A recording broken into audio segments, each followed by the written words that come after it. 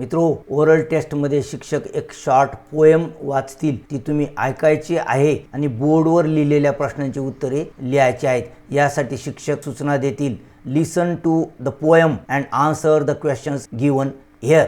आणि अशा प्रकारे प्रश्न दिलेले असतील। What is meaning of the poem, name and explain a figure of speech, भाषालंकार ओळखायचा आहे आपल्याला। Write 2 pairs of rhyming words, यमक साधणाऱ्या शब्दांच्या 2 जोड्या लिहायच्या आहेत। चला आता मी पोएम वाचतोय, ती तुम्ही ऐका आणि या ठिकाणी दिलेल्या प्रश्नांची उत्तरे लिहा। Rain on the green grass and rain on the tree and rain on the house top but not upon me. कवितेचा मीनिंग काय आहे? There is rain on grass, tree, house top but not on me. आता figure of speech काय आहे? Repetition हा भाषालंकार आहे। Words rain on are repeated.